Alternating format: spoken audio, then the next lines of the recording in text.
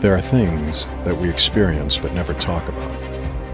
A shadow moving in a corner, flickering of the lights, a disembodied voice. We invite you to talk with us, share your story, share your evidence, because this isn't just your story, this is our story. This is GhostBox Radio.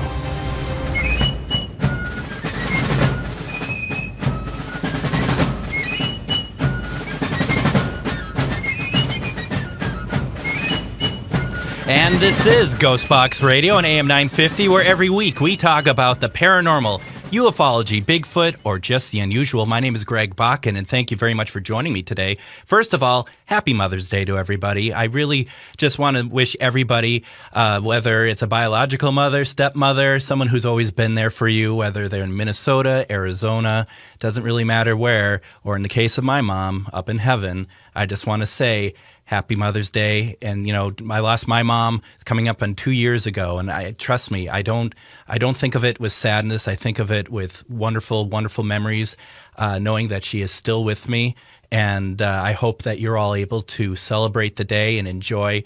And, you know, as we always say, you know, today's Mother's Day, but really it should be every day, right? And hopefully we all follow that along very, very well.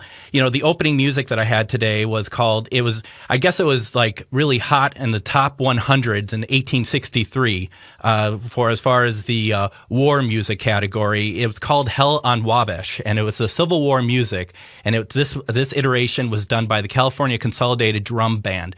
And the reason why I am using some Civil War music today is because back when Discovery Plus started a streaming platform, and I think that was in January or something like that, I found out about this documentary that has fascinated me very, very much ever since. And I've seen this thing so many times now, and I just love it. I just love it. I love the topic. I love everything to do with it. And I wanted to talk about it more. And it's not strictly paranormal, but it is kind of the ghost of past. And whether or not that this is something that is real, which I think it is, I really wanted to talk about it. And the documentary is called Lost Lincoln.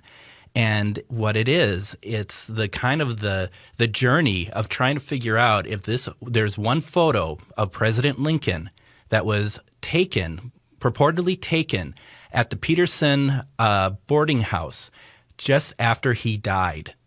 So it's not before he was shot or anything. It was after he died, and it was no one has ever heard of this photo even being taken. And the documentary covers the work that Dr. Whitny Braun had put together to try to figure out if this really could be the lost Lincoln photo. And we're going to be talking today with Dr. Whitny Braun, who is an American bioethicist and professor, investigative researcher, and documentary filmmaker who has been featured on the Discovery Channel as the host of this documentary we're talking about, Undiscovered, The Lost Lincoln. She was also the executive producer on it. She has also been featured on NPR and the National Geographic Channel television program Taboo. She has served as contributor for the Huffington Post and been featured in Scientific American. Her major academic work is centered in the field for bioethics and public health and has been published on the Jane Practice of Silicana. She also researches and authenticates, or if you could speak, which I can't, authenticates antique artifacts, and has recently gone back to law school. She has absurd enthusiasm for vintage Airstream travel trailers and unsolved mysteries. Dr. Braun, welcome to GhostBox Radio. Oh, thank you so much for having me. It's a pleasure. It's our pleasure. I really wanted to talk to you about this. And for anyone who has questions about the history of this photo as we start talking about it, as far as, just where it came from, anything that comes to your mind, please feel free to give us a call. You can call us at 952-946-6205. That's 952-946-6205. You can send an email, comment at am950radio.com. Also, I am streaming on Facebook in studio feed. You can see me on the AM950 page. You can also see me on Paranormal United Network 2, Minnesota Ghostbox, Parafriends, if you want to leave a comment in the Facebook, I am checking those, and we can definitely talk about that too. Now, I don't know if I did a great job explaining what the documentary is, because obviously, first of all, there are 130 known pictures of Lincoln that exist, which, sounds like a lot, but actually it really isn't. And one of them, which I find really fascinating, one of the photos actually has John Wilkes Booth in it also. Yes, yeah. Which, I mean, people who don't know what it is, they might think like they're like, arms around each other saying hi or something. But no, it's what is it? It's the second inaugural address, a second term address from Lincoln, right? And Booth and John is just up there. Was a pretty prominent member of Washington society. He was from this big acting dynasty, and he was kind of considered America's kind of matinee idol. He was kind of the premier heartthrob of the U.S. at the time, and he is visible in the very far distance up on the balcony, kind of looking down over Lincoln from the steps of the Capitol during Lincoln's second inaugural address. So it's sort of an eerie photo from the standpoint of kind of it being sort of an omen of things to come, Right. And he literally is kind of hovering over him in a sense. And before in your documentary, you call out him in the photo like you show, but even before that, you can see him because he is so distinctive looking. I'm going off a little bit because that's not even really relevant to the story. I just found it very interesting. The photo itself we're talking about, though, is let me ask you to explain it, please. Sure.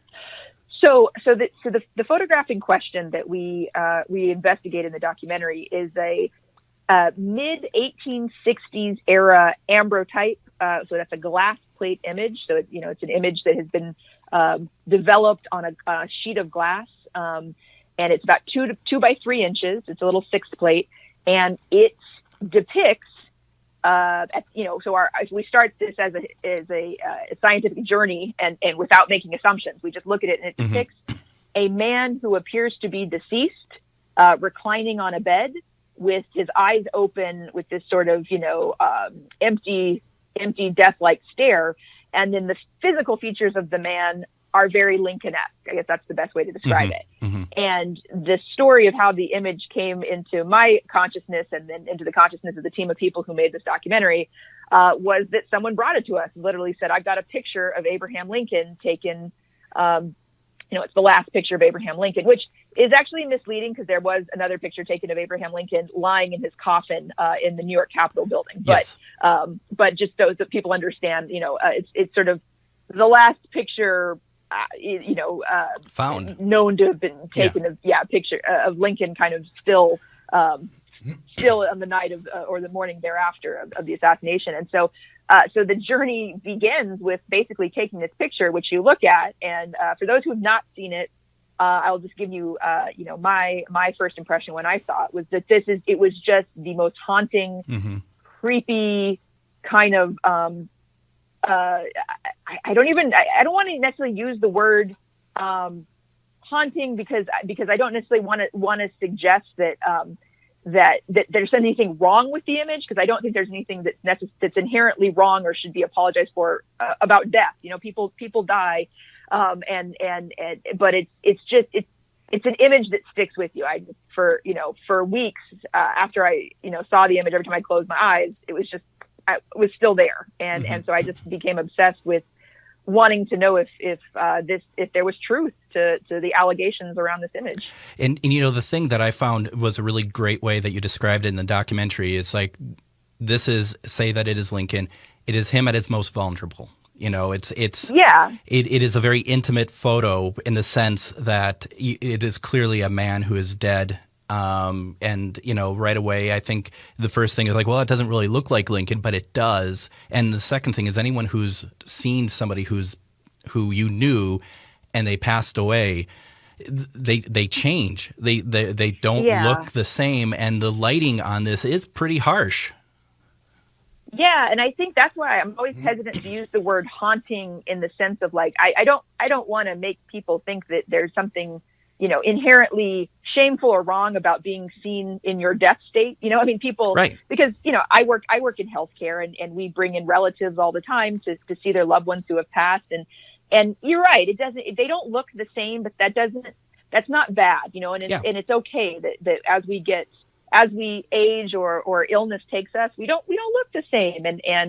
And so, you know, when initially we started working on this project, and there were people who said, "Oh my gosh, it is Lincoln. You guys can't show this picture because that's so disrespectful to the president's memory, because you're showing him in his weak, vulnerable state." And I really pushed back against that. And I said, no, we're showing him as a human. And that's, you know, he was a great man who was also human. And this is what happens to all of us. And I don't think there's any shame in that. You know, I don't think there's any shame in the vulnerability of the fact that we do all die. No, and you know, I'm not going to tell the story because it's really veering off topic, but I just have to say I remember being younger and being at a funeral at a wake, and the subject came up at the table with the extended family and stuff, like aunts and uncles and stuff, for my grandma, wondering if they should take a picture of her in her coffin. And boy, did that turn into a fight in the restaurant. Because I'm sorry. I didn't mean to go ahead. No, I was just going to say that. I mean, that it does get that emotion out there of whether it's proper or not. But there's people like me, and it's not meant to be gross or anything. But I have this interest in seeing what people look like in different states. I'm interested in it, and I don't think less of them for it. Yeah, and I think, you know, what we tried to address a little bit in the documentary, but just frankly, there was so much to cover, we just didn't have the runtime to put it in. But, you know, it was so common in the 19th century and really up until the early part of the 20th century to photograph your dead loved ones. That was an entire cottage industry, because for many people, that might be the only option that they had for remembering their loved one. You know, they may not have had enough money in life to ever get a photograph taken, but when the person died, it was like, okay, here's our last shot to have some memorial, right? Some memorialized version of what they look like. And so, you know, it got exceedingly common to photograph, for example, dead babies, or, you know, which things today, I was just, you know, not too long ago, I was in Mexico City, and I was at the Sumaya Museum, which is a big art museum in Mexico City. And they had some photographs in a case, and there was a photograph of some dead, probably 7, 8, 9-year-old twin boys. And the woman that was standing next to me was all in Spanish, but she was basically saying how, oh my gosh, that's so horrible. It's so macabre. Why would anyone do that? That's so disgusting. And I didn't say anything to her at the time, but, you know, my thought process was, is if you put yourself in the mindset of someone in 1875 and you've just lost your 2 sons, that would literally be the only way you could really remember them, you know, was to get a photographer in there to capture an image. And so what seems just incredibly creepy and macabre to us today, in the 19th century, was very, very normal. I mean, we also have to remember the fact that we call it a living room because you would often display your dead loved ones, you know, in the front parlor of your house, because most people died in the home. And now we very much sterilize death. You know, 95% of Americans die in a hospital or hospice setting. You know, we're so far removed from death in a manner that's really unprecedented in human history. Right. What we're going to do, why don't we do this? We're going to take our first break. When we come back, let's get into the mechanics of the lineage of this photo, that how you can actually trace it back to that night that Lincoln passed away. So what we're going to do, we're taking a break. When we come back, we're going to talk more to Dr. Whitny Braun. You are listening to GhostBox Radio on the Progressive Voice of Minnesota, AM 950.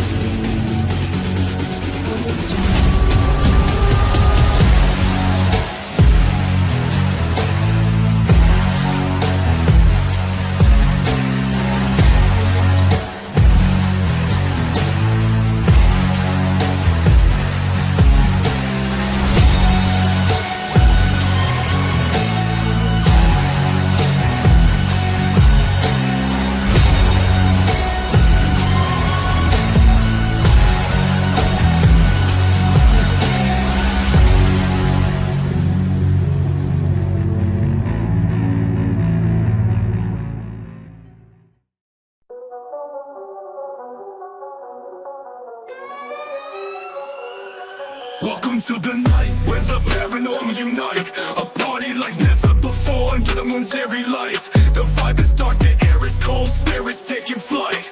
Get haunted in Ghost, the magazine leading the fright. Ghosts in dancing hand in hand, lost souls roaming the haunted land. On the battleship New Jersey, we gather with glee, horror and paranormal, a sight to see. And welcome back to GhostBox Radio on the progressive voice of Minnesota, AM 950. My name is Greg Bakun. Thank you for joining us. Our guest today is Dr. Whitny Braun, whose Discovery Plus documentary, The Lost Lincoln, looks at what could be the unknown lost deathbed photo of President Lincoln. Boy, like I said at the start of the show, this has been very fascinating for me. It's Dr. Braun, as you said, about how that image kept in your mind. I mean, I have to say, it's kind of been the same thing for me. I've been kind of obsessed with it because it's so many variables to it. How did we get to the point of being able to link it back to the Petersen boarding house in April of 1865?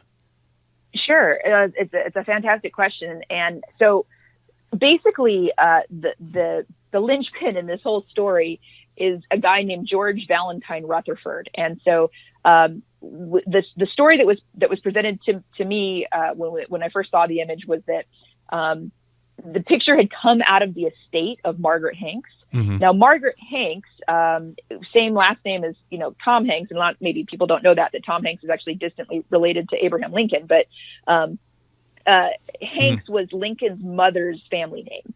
And so the fact that it had come out of the estate of Margaret Hanks starts to pique the curiosity. And Margaret Hanks' grandfather, Joseph Hanks, was neighbors and good friends with George Valentine Rutherford. And you might go, well, who the heck was George Valentine Rutherford? Why should I care about that? George Valentine Rutherford was the quartermaster, the officer in the quartermaster corps that was assigned to guard Lincoln's body in the room on the morning of April 15th. So he died about 7:15-ish in the morning, about 7:20 actually, on the morning of April 15th, 1865. And then after he was pronounced, they brought in George Valentine Rutherford, Lieutenant Colonel George Valentine Rutherford, who the quartermaster are assigned to take possession and oversee funerals and custody of bodies in the military. And so this is what gets intriguing, is that George Valentine Rutherford had apparently, per the story of Margaret Hanks, obtained this copy of this image taken of Lincoln in that room at that moment. He then brought that copy with him back to Quincy, where he was neighbors and good friends with the Hanks. And then before George Valentine Rutherford moved out to California around 1870, where he was dying. He was going to come out to California to die of tuberculosis in a nicer climate. He handed the image over to the Hanks family, and then it passed from Joseph Hanks to his son Jacob Hanks, who then had only one daughter, Margaret Hanks, who died in 1986. And then from her possession, it passed into the hands of Larry Davis. And so that's where our kind of research began, was talking to Larry Davis and saying, okay, take us back through every detail that, Margaret Hanks told you, and let's try to put this all together. And there was a name that stuck out. And he said, well, the picture was taken by the Olkey brothers. Mm-hmm. And what's interesting about that is that the Olkey brothers, Henry and Julius Olkey, were the two photographers who rented the room directly above the room where Lincoln died. And that night that Lincoln was shot, they were basically conscripted into service and told, you're going to be orderlies tonight. You're going to run up and down the stairs. We're going to borrow the sheets off your bed. We're going to, you're going to get hot water bottles for us. So they were there. We know that there were two photographers, and we know they took at least underlined at least two other images of the empty room. So then that begs the question, if we know they had a camera already in the room, why wouldn't they have also just taken one of Lincoln still in the bed? And that these photos were after the body had been removed, because there's still blood on the pillow, mm-hmm. and they also were hidden for a number of years, right? Yeah, they don't show up until one shows up in the 60s in the purse of an old lady who was a cousin of the Olkeys. And then the other one shows up at auction in 1985 in New York. So yeah, these two images were kept secret. So again, it begs the question: is if you had a camera in that room, how many other images are there potentially out there that might have been taken during that window of time. And, where are they? And are people out there sitting on them and just not aware? Now, these photos that the two that were found in the 60s and 85, they were paper photos, though, right? They weren't ambrotype, were they? Yeah, correct. They were paper prints. And so that was initially a point of contention or question for us is, why would there be different styles? Right. The difference being, I mean, this is not something I'm necessarily inherently qualified to speak about, but I'm paraphrasing what we learned from the experts who are qualified, such as, Mark Osterman and Franz Osterman, who are kind of the preeminent historians of the process of 19th century photography. And in ambrotype, the theory that Mark Osterman put into my mind was that I asked that question too while we were filming. And I said, but why? Why would you do the ambrotype? Because the ambrotype had kind of fallen a little bit out of fashion by 1865. It's kind of been replaced by the daguerreotype or the tintype, excuse me. But Mark made a really interesting point. He said, well, it's the fastest. It's the fastest technique. So if you were trying to get a picture kind of in secret on a time crunch, that would have been the fastest exposure time. Right. And so that started to make sense to me that okay, if you had the expertise to be able to take that type of picture and you're a journalist, you're a photographer whose career it has been dependent on actually back in Europe, they were portraitists of dead monarchs. You would just use the fastest method and try to get that picture and capture that moment. So why don't we do this? Because I want to take a second break here. When we come back, I want to talk more about how this photo came and how it all works out very well. Also, I want to play some stuff when we get back. Did I capture the voice of President Lincoln and Mrs. Mary Todd Lincoln in a Spirit Box session last week, getting ready for this show? We got some stuff I think is really interesting. We're going to talk about that. We're going to talk more to Dr. Whitny Braun when we come back. You are listening to GhostBox Radio on the progressive voice of Minnesota, AM 950.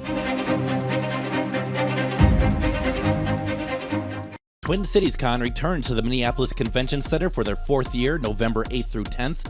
Twin Cities Con is a celebration of comics, toys, TV, film, art, cosplay, games, and all things nerdy. It's also a family-friendly event where you can meet your favorite celebrities, browse the vendor hall and artist alley for the coolest merch, watch celebrity Q&A, and even more. Twin Cities Con is bigger and better than ever before, with guests like Anakin Skywalker himself, Hayden Christensen, Stephanie Beatrice from Brooklyn Nine-Nine and Encanto, WWE Hall of Fame wrestler Sting, and Lou Diamond Phillips. Plus, your favorite voice actors. 3 days of action-packed fun in the heart of Minneapolis at the Minneapolis Convention Center. Tickets start at $25. Kids tickets are just $8 for the entire weekend. VIP tickets also available, including some really cool VIP perks. Don't wait to get your tickets because early bird pricing is for a limited time. Buy your tickets and get more information at TwinCitiesCon.com. Greg Bakun here. Like you, I love good, fresh, delicious food. So I want to tell you about this treasure in Roseville called Maverick's Real Roast Beef. Maverick's has the best roast beef sandwiches I've ever had. Made fresh every order. Add fries or onion rings dropped in the fryer when ordered, and you have a winning combination. Maverick's Real Roast Beef has a lot more than roast beef, so check out their website, mavericksbeef.com, or check out their restaurant on Lexington in Roseville. Have you ever met someone who not only can help you on a deep spiritual level, but also potentially change your life? Refined Divine is an extremely gifted psychic medium who travels the nation and lives right here in the Midwest. And she offers mediumship, mentorship, house and business parties, energy healing, palm readings, and so much more. Refined Divine has helped thousands, and she can help you. Hi, this is Psychic Medium Deb. I cannot wait to hear from you. You can go to refineddivinepsychic.com. This is Chad, owner of AM 950. Recently, I had a large order of custom-designed t-shirts that needed to be turned around in a hurry. I knew exactly who to call. Grady Gear Company. Grady Gear Company is a local company that handles large and small custom clothing and apparel orders. I had a lot of questions from color, shirt quality, and what sizes we needed. Grady Gear Company was great to work with. They got us what we needed on time, and now everybody's looking great around the station in their new gear. Start your order at GradyGearCo.com. Greg Bakun here. Like many of you, I still collect physical books, and not just any books, but books about the paranormal, ufology, Bigfoot, and so much more. I go to Megas Books and Herbs, located in the Arts District of Minneapolis, but books are only part of it. Megas Books and Herbs offers crystals, jewelry, herbs, oils, and consultations on how to use this stuff. Check out their in-store classes and events too. This place has everything to expand your horizons. Located at 1848 Central Avenue, Minneapolis, or visit megasbooks.com. Last week on my show, we chatted a little bit about the paranormal, and we talked a little bit about the coexistence of paranormal and the metaphysical and how they work very, very much together. And I had people ask me afterwards to expand on that. And so in an upcoming episode soon, we're going to have the folks from the metaphysical store, Collective Dimensions, which is located in Crystal, Minnesota. We're going to have them on talking a little bit about it. And I just, I would just say, go to their website, www.collectivedimensions.com. And you're going to see that not only do they sell a wide range of metaphysical quality products like candles, pendulums, crystals, but they also offer services like Reiki sessions, walk-in readings and healings, and offer a lot of helpful, amazing classes tailored to develop psychic abilities, empath skills, tarot and oracle card readings, and so much more. I mean, that's just a few of the many things that they offer over there. Plus, they're really good people, and I've really enjoyed having some conversations with them recently. So check out their site, www.collectivedimensions.com, and see what works for you. And I hope to have Nikki and Carl on at some point to talk about their shop, but also the power of healing and all the metaphysical side to everything, because it's all connected. And I think it's going to be a great conversation. Plus, I need to get over there like ASAP and get myself a new pendulum. So I'm hoping to go over there maybe this week or so and check them out. So yeah, go over to Collective Dimensions. Also, every Sunday night, don't forget, I do my on my Facebook profile page and on my GhostBox Radio Facebook page, I do my weekly Spirit Box session. And what we try to do is we try to reach out to loved ones who have passed. We've had a lot of really great pieces of communication from it. And last week, when I did this, I started off, I don't normally try to do this. I don't normally try to reach famous people because that seems a bit passé in some ways, because it's like that's what everyone wants to do. But knowing that I was going to have Dr. Whitny Braun on, and I'm so focused on this photo that I started off the show, and I was just like, we're going to try to reach out to President Lincoln, and we're also going to try to reach out to Mary Todd Lincoln. And even before the show started, you kind of have to do your sort of just get yourself ready for it, meditate a little bit. And when I asked that question before the show started, my flashlight was going off and answering the questions. Now, some people don't think that that's valid paranormal activity. I tend to, because it was working with my questions. And I was asking President Lincoln, could you please come through? And it would come in saying yes, asking if I could talk, if I have permission to talk to Mary Todd. Permission came through. So I'm going to play 3 clips here. And Patrick, I think maybe we play them twice in a row, if that works. And the first one is I had the image of that came to Dr. Braun's direction. I had it on screen, and I asked President Lincoln if this was him. Now, I normally you let people try to figure out what they say yourself. We don't have the time for that. I'm going to say I believe he said sure. So let's take a listen to that. That's Lincoln number 1, Patrick. President Lincoln, I have one question for you. As you can see, I am looking at this right now. Could you please draw your attention to here? I would like to know if this is you. If it is you, could you just say yes, please? Sure. President Lincoln, I have one question for you. As you can see, I am looking at this right now. Could you please draw your attention to here? I would like to know if this is you. If it is you, could you just say yes, please? Sure. So I mean, that's really interesting. I find that to be really interesting. And before I even said to people, my gosh, I think it said sure, my comment section was lighting up. Like, people heard it. They're just like, oh my gosh, wow. So the next one is, like I said, I wanted to get permission to talk to Mrs. Lincoln. I did not assume that I could, but I wanted to talk to her because we know that she was very much into speaking with spirits. So the next one is me asking to talk to Mrs. Lincoln. And what I believe at the end of this is a male saying Mary Todd. So let's play Mary Todd, Patrick. Mr. President, is your wife here? Could we speak with your wife? Mr. President, is your wife here? Could we speak with your wife? So, I mean, actually, it sounds like it'd be female, but what the one that really got me, the one that I just think is absolutely incredible, is I bumble my way through, and I do mean bumble, because by the time the energy was big there, I didn't know what to really, I mean, it was just like I didn't know what was going on. It was just like, wow, this could really be them. So you're going to hear me ask Mary Todd Lincoln, you spoke with spirits, when you were alive. Now that you are a spirit, do you speak with the living? And that's an eloquent way of saying it compared to how you're going to hear it. And the what we get back is a woman saying, "Talk about what?" And that's pretty incredible. So, Patrick, let's do talk about what. Mrs. Lincoln, you spent your entire life reaching out to spirits.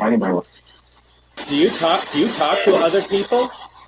Do you talk to other people as a spirit, to other living people? Talk about what? Talk about what? Mrs. Lincoln, you spent your entire life reaching out to spirits. Do you talk to other people? Do you talk to other people as a spirit, to other living people? Talk about what? Talk about what? So, and then don't ignore the fact that during that, a male says, "I'm out," which I don't know what that means. So, Dr. Braun, I guess what you got to learn from this is, why did you waste your money doing all this research when you could have just come to me, and I could have just turned on a spirit box and it would have been, there you go, it could have saved you. Could have saved you like a lot of time. It could have been a 5-minute documentary, is what I'm saying here.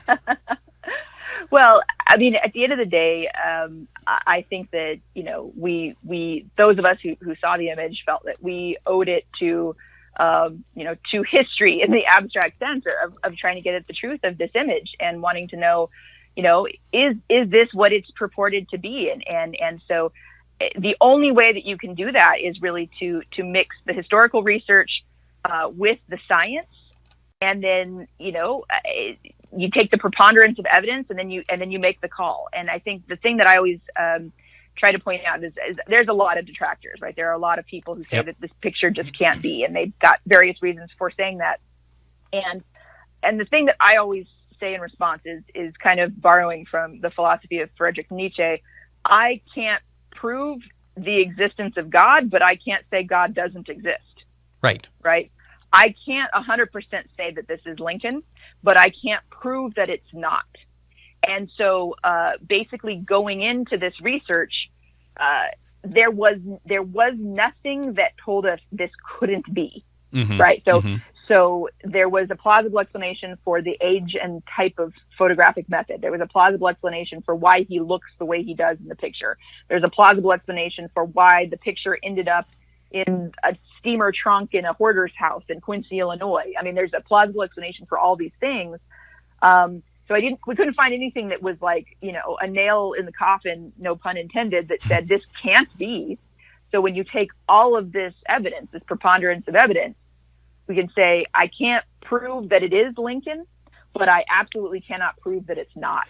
And so that's, that was just, it was sort of like a addiction trying to chase down the next piece of evidence, trying to say, hey, is there anything that would prove that this isn't correct? And in fact, it kind of went the other direction for us, where we kept actually finding more evidence that was in support than was against. And that was, and as much as it is flattering have people say, ask me my opinion on the picture. It was really, truly a team effort. I mean, it took an army of people to research this.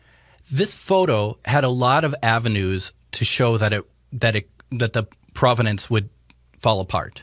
I mean, it could be. I mean, the way it was in the documentary, it was literally like a house of cards. If one thing didn't work out, the entire thing would fall apart. Because if you couldn't trace it back to 1865 as it had, that's the case. And I think the thing that we kind of gloss over here, because we just don't have a lot of time, you got to see the documentary, is that the history part is one part of it, but you're also going to places that can try to help verify the different avenues of whether or not you can match this to existing Lincoln photos, as far as like having people look and see if face characteristics match, or going to and getting a digital kind of a screen of the face to see if it matches who it matches in a database. And that's stuff that kind of goes above and beyond. I mean, it doesn't in your case, because that's what you have to do. But when you're watching it, to me, it really gives a sort of like, you're really trying to create the full picture. You're asking a question, you answer it, but then it becomes another question that now you need to follow up. Well, there's another piece of evidence that didn't make it to the final cut of the documentary that was something that really plagued me for a long time. Is that looking at the image, a lot of the detractors of the image said, well, they removed his shirt when they were administering, medical care to him, and this man's wearing a clean shirt.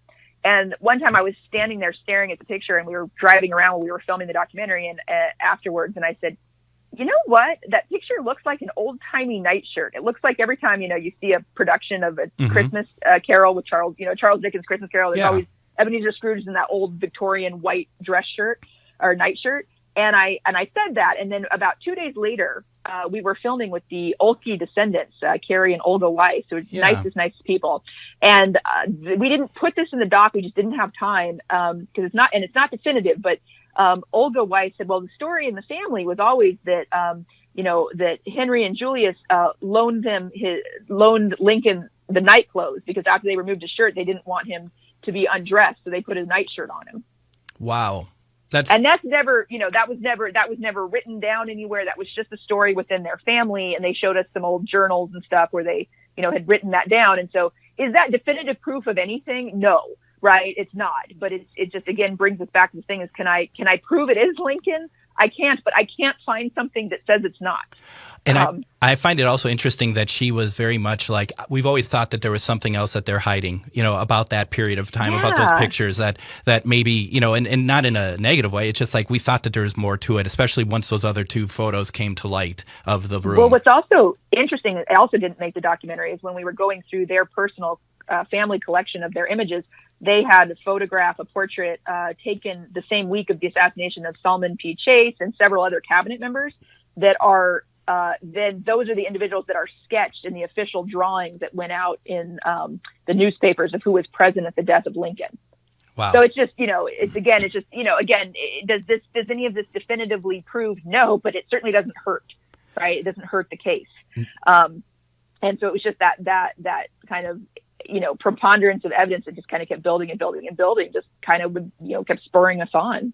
Amazing. And couldn't really stop. And I think for me, one of the most exciting moments actually in all of the research was when Carrie Weiss told me, oh, well, Henry and Julius started their career by painting the picture of the dead princess, and it was like, oh, okay, absolutely. Now, it's starting to make more sense. And then Stanley Burns at one point had said, well, Europeans would always photograph with the eyes open. And so you have these Prussian photographers who start their career as postmortem portraitists who got conscripted just through happenstance into being the guys cleaning up the room after Lincoln dies. And you're telling me that, I mean, just put it in the context of today. If two journalists had cameras in the room and a politician was dead, that they wouldn't take a picture? Absolutely. No, absolutely. So why don't we do this? Yeah. I was just going to say, why don't we take our final break here, and then we'll just finish up here. When we come back, we're going to talk more about this. There's just so many aspects to this. It's just so hard to get it in within 1 hour. So we're going to come back, talk more with Dr. Whitny Braun about the deathbed photo of President Lincoln. You're listening to GhostBox Radio on the Progressive Voice of Minnesota, AM 950. Greg Bakun here. I love historic tours of Minneapolis and seeing everything it has to offer. But if you know me, I like to include a little spooky in my tours, which is why I found the perfect combination. Minneapolis Trolley Tours does this amazing candlelight ghost tour that you have to check out. It's an extremely immersive experience. It's a trolley trip that starts out at a haunted mansion, traveling around Minneapolis locations exposing ghost stories that the public and business owners would rather left untold.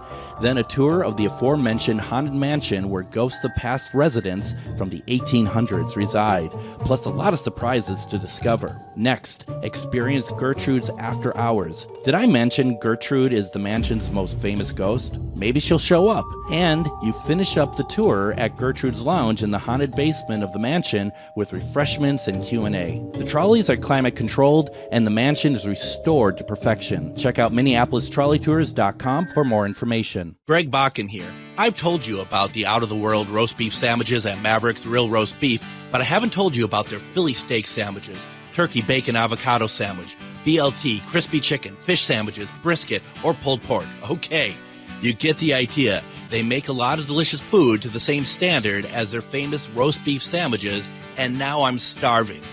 I'm going to go to Maverick's Real Roast Beef off Lexington and Roseville, and you need to go too. Check out their menu at mavericksbeef.com. Grady Gear Company is a great place to go for clothing that is fun and expressive. But did you know we also do custom orders on demand? We've worked with all types of companies and organizations, from first responders to even a certain radio station. Our team is here to help you look amazing. Our clothing is of the highest quality, and you will love your logo on the finished product. We are a locally owned small business who simply wants you to look great. Find out more at GradyGearCompany.com. We know you value buying local, especially when it comes to your magical supplies. So if you're looking for grimoires, decks, jewelry, candles, or herbs that are locally sourced, then come on down to Magus Books and Herbs.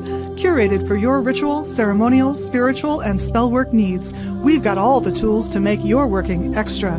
So make that prosperity ritual one that keeps on giving by visiting us at 1848 Central Avenue Northeast in Minneapolis, or visit us online at magusbooks.com.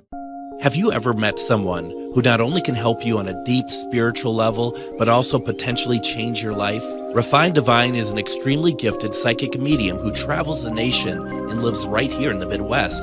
And she offers mediumship, mentorship, house and business parties, energy healing, palm readings, and so much more. Refined Divine has helped thousands, and she can help you. Hi, this is Psychic Medium Deb. I cannot wait to hear from you. You can go to refineddivinepsychic.com. We're returning now for our final segment with Dr. Whitny Braun, whose Discovery Plus documentary, The Lost Lincoln, looks at what could be the unknown deathbed photo of President Lincoln. And just a little bit more to it, Dr. Braun, is that I showed that picture to her. I sent it to her. She didn't watch the documentary. I just showed her the picture, and before I could even say anything, she goes, "Yes, that's Lincoln." She's being told it's Lincoln. Once again, I know that these are not definitive, like people who want to buy it is going to use this as solid provenance, but it's really interesting that everything that, on the metaphysical side that we've done just on our end, just to see, everything points to, everyone agrees that this is President Lincoln. And it's so interesting. Real fast, because we only have about 6 minutes left in the show. When it comes to the memoriam photographs and the idea of that, it just seems like, because I know that Dr. Stanley Burns was talking about the memoriam photographs, but to me it doesn't seem like that's what this is. This is just a way to make to document history, because it is so raw, right?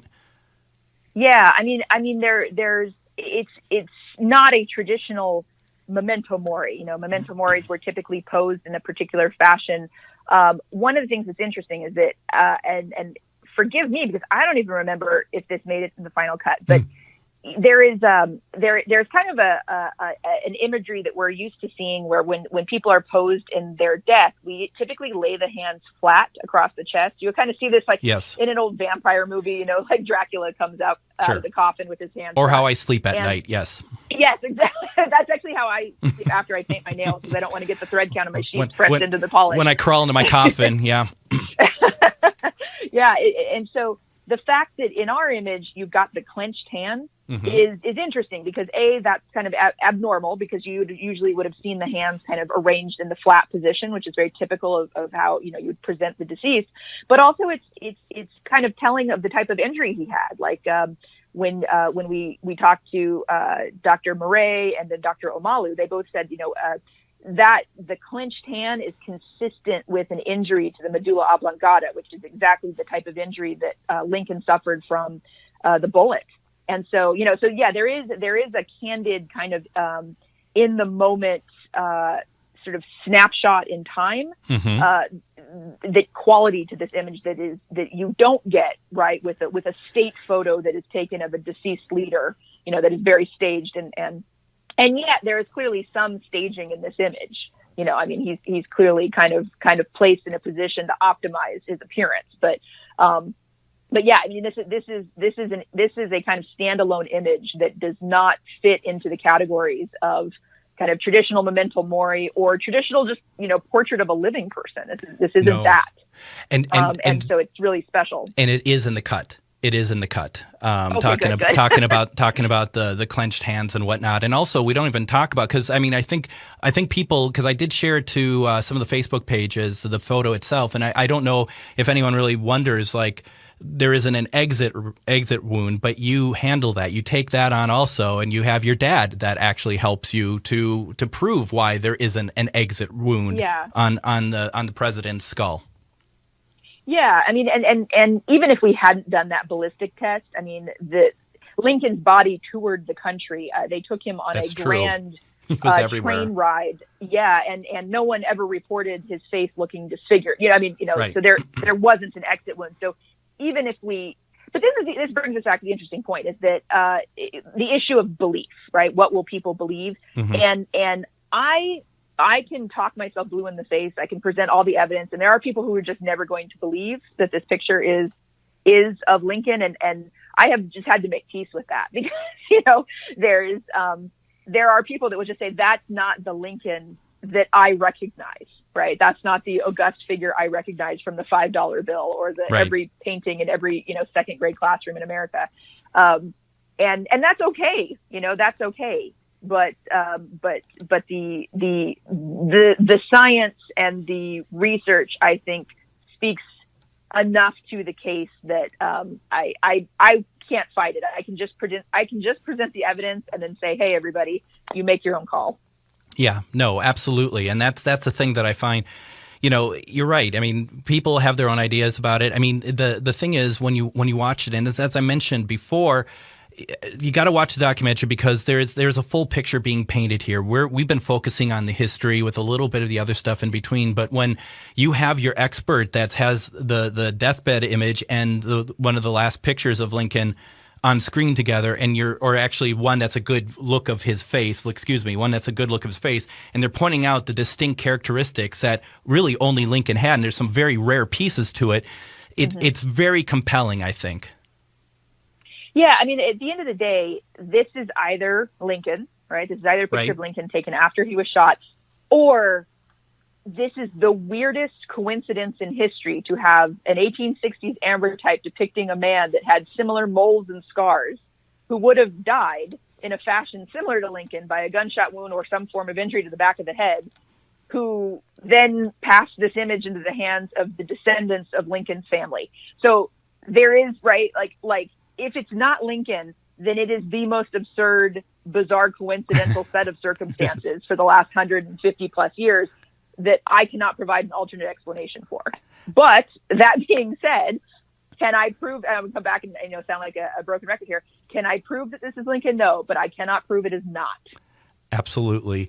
Dr. Whitny Braun is American bioethicist, professor, investigative researcher, and documentary filmmaker who has been featured on the Discovery Channel as the host and executive producer of Undiscovered, The Lost Lincoln. You can stream that now on Discovery Plus. Please check it out because we're only talking about a sliver of the work that Dr. Braun and her team had done to kind of give us a compelling case for this photo of Lincoln.